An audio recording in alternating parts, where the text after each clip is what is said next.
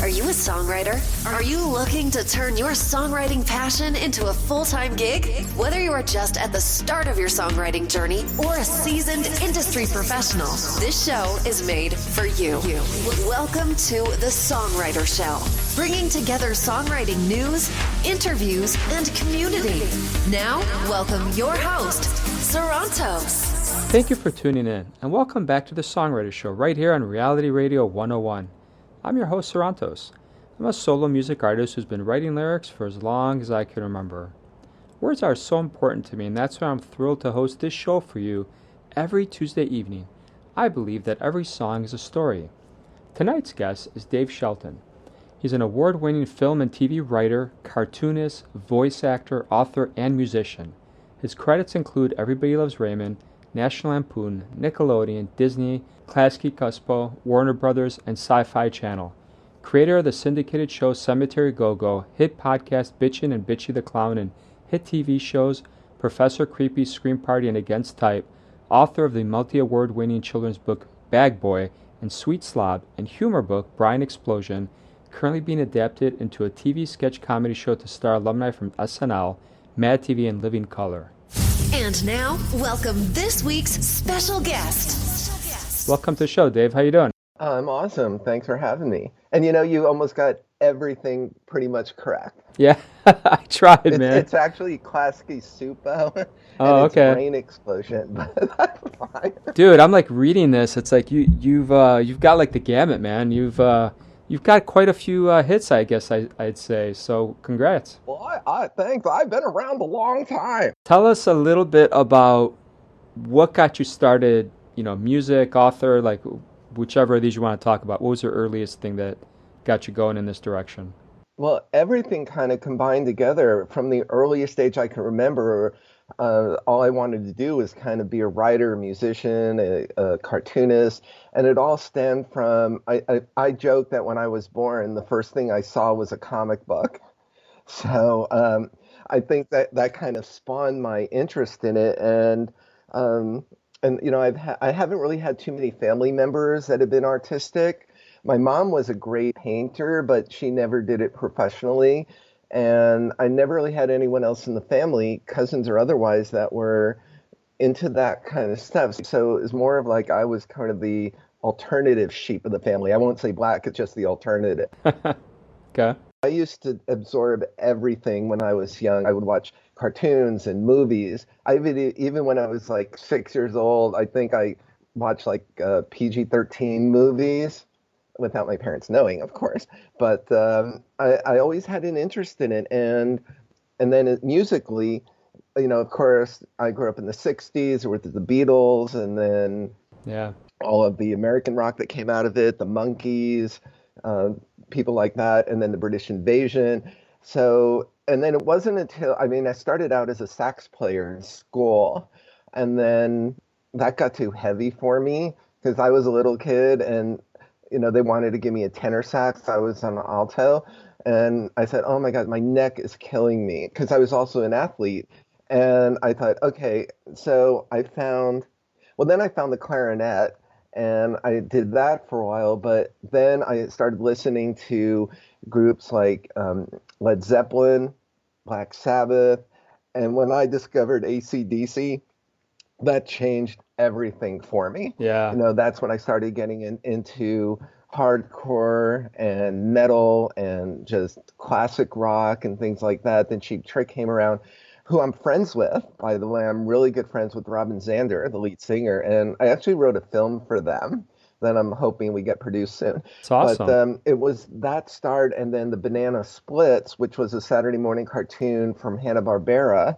I remember that, man. And and recently the Sci-Fi Channel, which I've already also worked for, they produced a movie where they turn the characters into animatronic killers and then kill everybody in the audience of their children's show. And I'm going like, oh, you can't do that. It's like turning Charlie Brown into a cyborg. Yeah. It's just blasphemous for, like classics. But, and they had amazing musicians around them. The Monkees had amazing musicians, things like that. So that's what spawned it. And then as a writer, I've always been a lyricist as well. And I think using that aspect of it along with the music side really combined and made it easy for me. Because one thing is you mentioned about Brain Explosion, that's my humor book of all my work when I was at National Lampoon. And I called it that because I never get writer's block. It's great. I mean, I love that I can just sit down and create things on a high level and never ever get sort of at a loss for words or anything or ideas. But sometimes it also cuts into my sleep. Yeah. But I managed to survive this long, so I think I'll be okay. But what it's done is it's opened so many doors for me. One of my songwriting partners was Albert Haig, who is legendary as the composer of the music for How the Grinch Stole Christmas, but he was also a Tony Award-winning score musical writer who worked on Redhead, and he worked with David Cassidy, and Plain and Fancy, I think, was another one of his Broadway shows. And we had met back in the 90s, and we just kind of hit it off. He was also to Professor Swarovski in Fame, the movie and the TV show. And he was in Space Jam. He played the psychiatrist. Okay. So, I mean, amazing person. And, his family and ours, we became like best friends, he and his wife. And, I sadly miss him. He passed away a while back. And, but, every Christmas, his music and "You're a Mean One, Mr. Grinch" is sort of iconic. So, they'll be reciting his lyrics and his music forever. Yeah, for sure. So I was really grateful to be part of that. So my journey has been one of just constant creativity, but like in Hollywood, a lot of times you run up against obstacles and you have to go around them, and you have to open up doors for yourself, because not always through agents or anything else that's going to happen. So my first professional job after college, I went to the University of Florida and studied film and communications there. And then I went back to New York because I grew up in New Jersey, and I studied at the New School, and that's where the actor studio is. But I took their animation classes, and that's how I got into 2D animation. And then I was able to start from there, getting jobs as a cartoonist with magazines. I was a writer for Tiger Beat. I was a cartoonist for Woman's World magazine. That's when I started working at MTV and Nickelodeon as a cartoonist.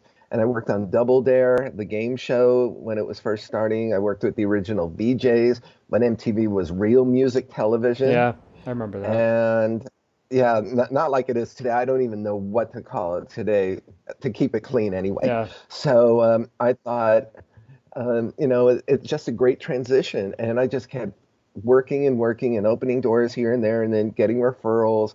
And then finally I moved to California in 1990 because I figured from the television end, you needed to be out there, or from the film end. New York was great for what I did there, but it was just time. I started working with Tim Allen on a HBO special, and I said, you know what, it's time for me to be in LA.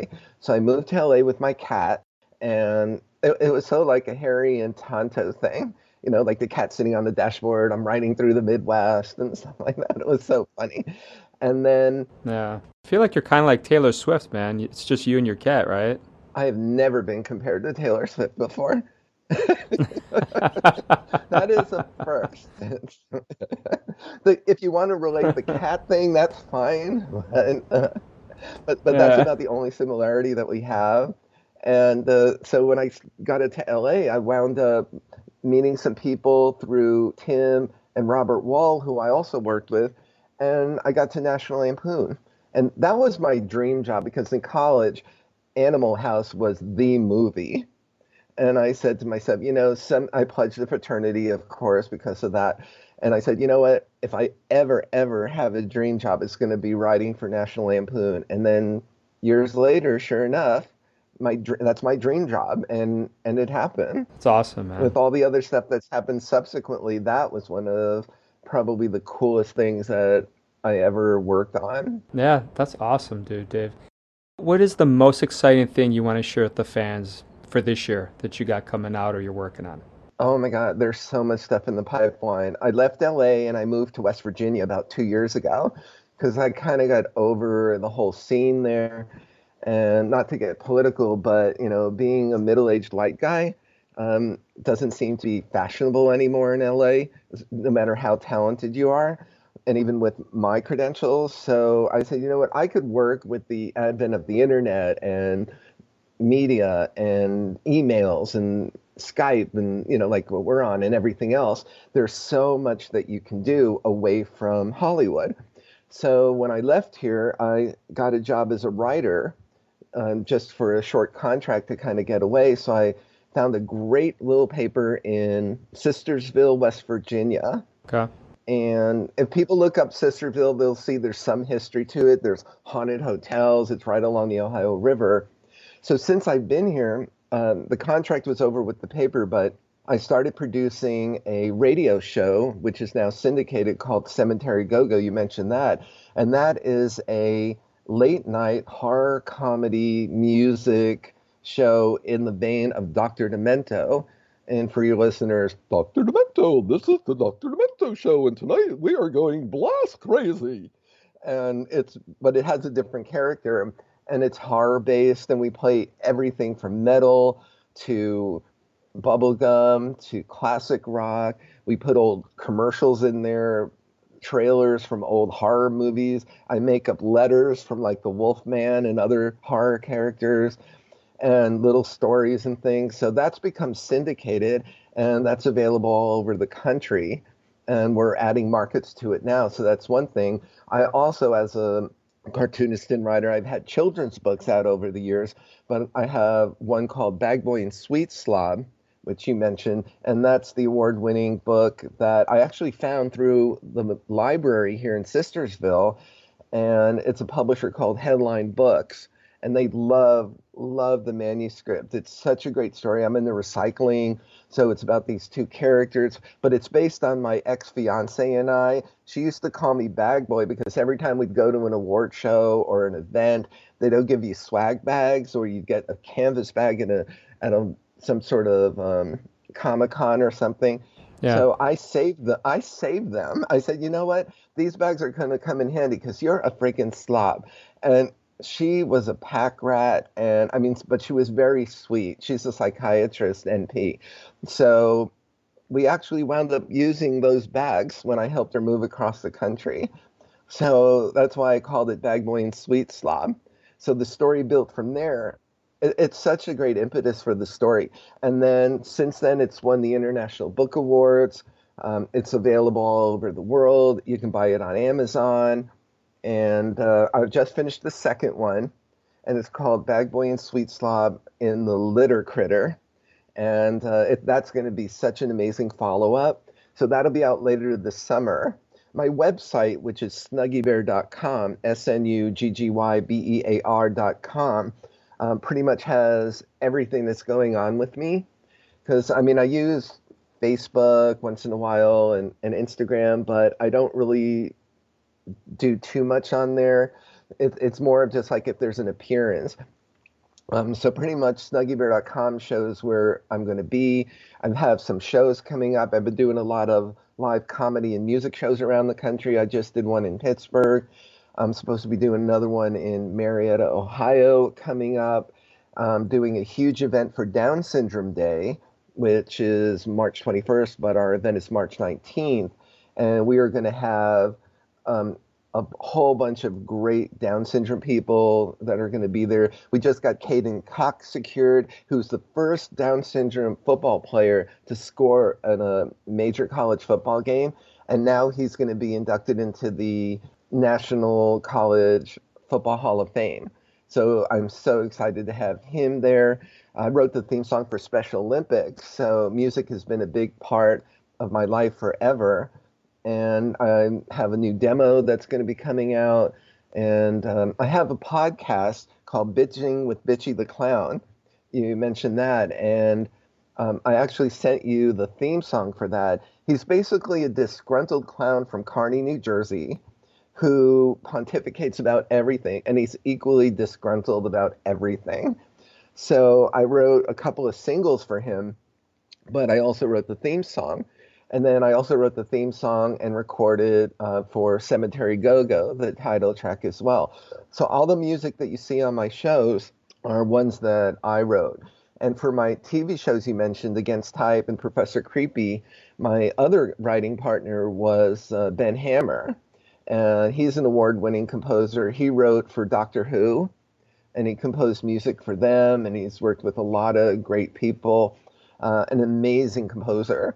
So, we're songwriting partners. All of that is available on there as well. Those are some of the new things that are coming out, and I'm really excited about. We're working on turning Brain Explosion to a sketch comedy show, as you mentioned as well. I'm working with Tommy Davidson from In Living Color. We're going to have Deborah Wilson from Mad TV. And we have people like Lorraine Newman, who's interested in being part of it. She's the SNL alum that we were talking about earlier and stuff. I mean, it's pretty much like, as I said, as you can tell, my brain is one big explosion. Yeah, that's awesome, man. I'll tell you what, let's take a break, listen to the song real quick, and then we'll come back and I'll get your contact info for the fans, okay? Sounds great. Awesome. All right, guys, check this out.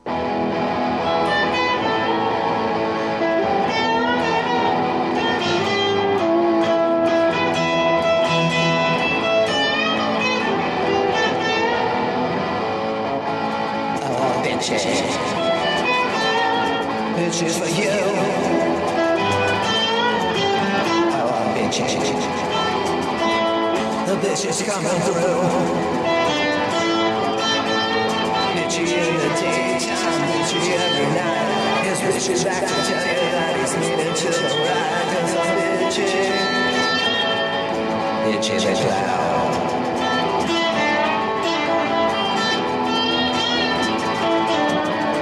I'm bitchy. Bitches for you. I'm bitching. The bitch is coming through. I'm bitching. Bitching.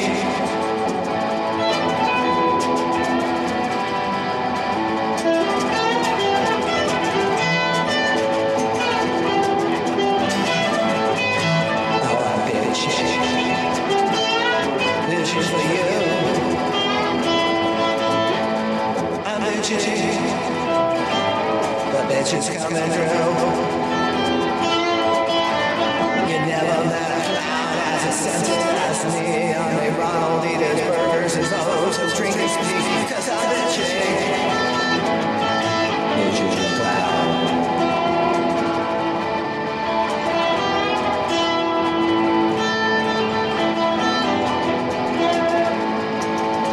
I'm bitching. Bitches are clown.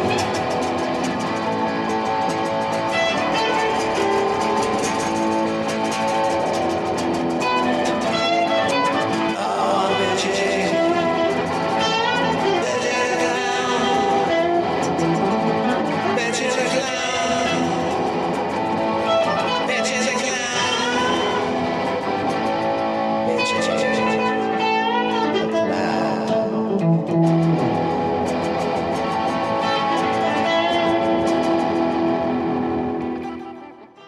Well, that was entertaining, Dave. Thank you so much for sharing that with us. I know it's kind of an interesting song, isn't it? It fits with the character. Can you share your information with the audience? Like, where can they buy your stuff, whether it's a book, a show, music, anything you want to share where they can stream stuff, website, anything you want to share? Okay, gladly. Well, my Bitching with Bitchy the Clown podcast is available on Spotify, Apple Podcasts, and a whole bunch of other different platforms. They could also go to the source page, which is anchor.fm/bitchytheclown, and they could hear the episodes, they could hear the music. I got to tell your listeners, it's very uncensored because Bitchy the Clown does not have a filter. He makes Krusty the Clown look like Bozo the Clown.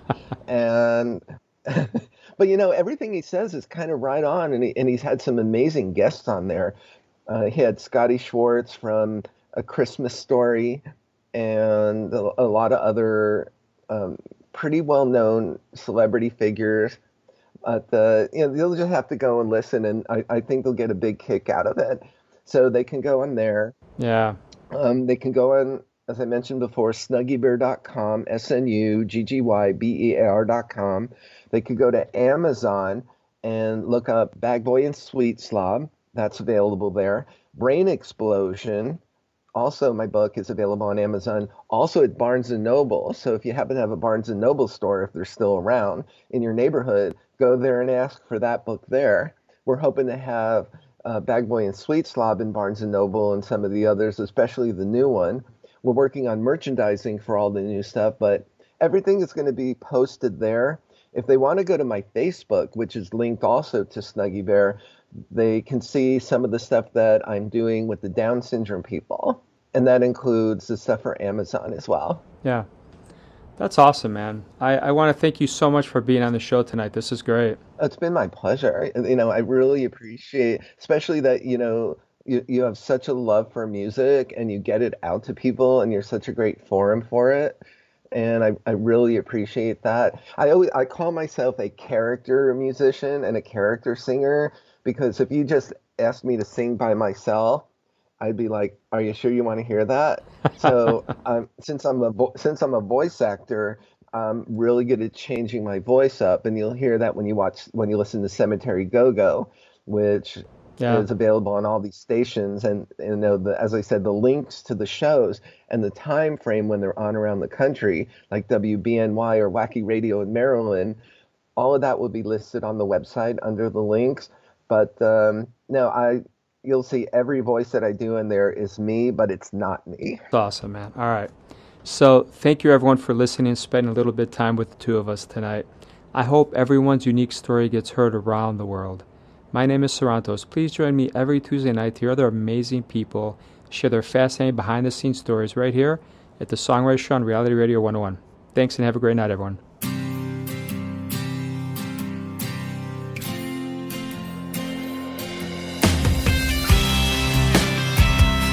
just don't know how to enjoy life anymore. I've been struggling for so long.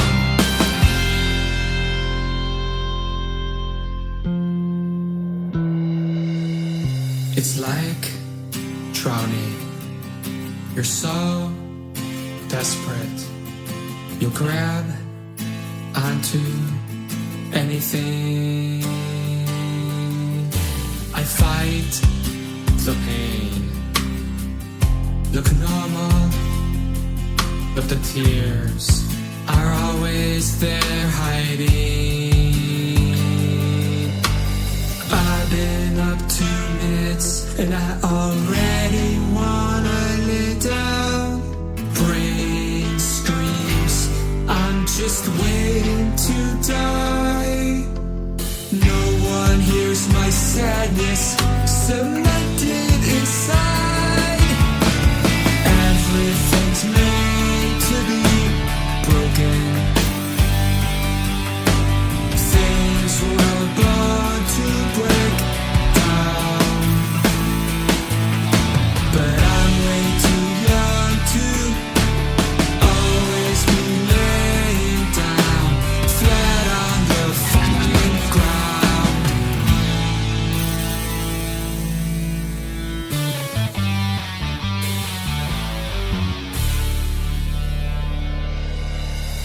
Days become months. Everything's a struggle. I run, ready to jump. I miss the things that made me me. Don't know how to avoid the speed bumps. What do I do? I'm stuck.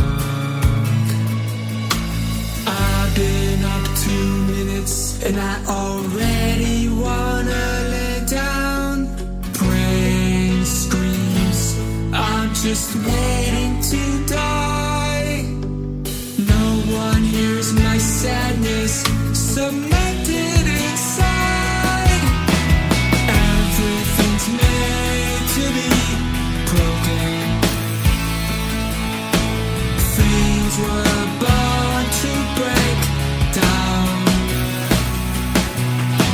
But I'm way too young to always be laying down.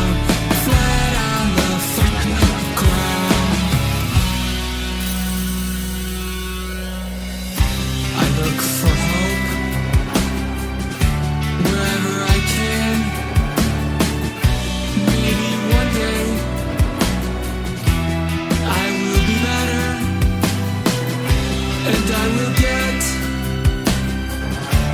out of this quicksand.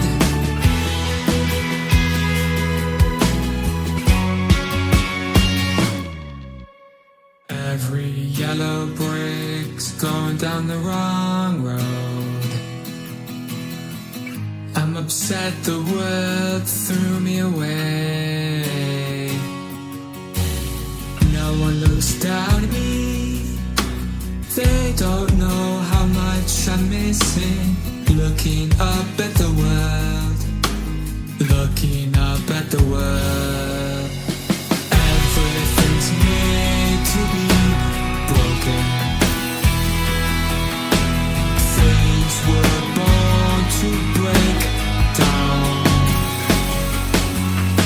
But I'm way too young to always be laying down flat on the ground.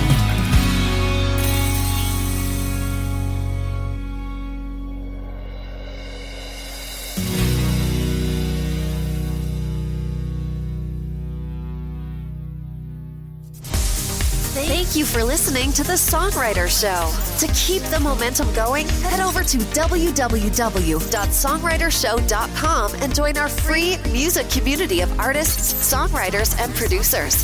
That's www.songwritershow.com.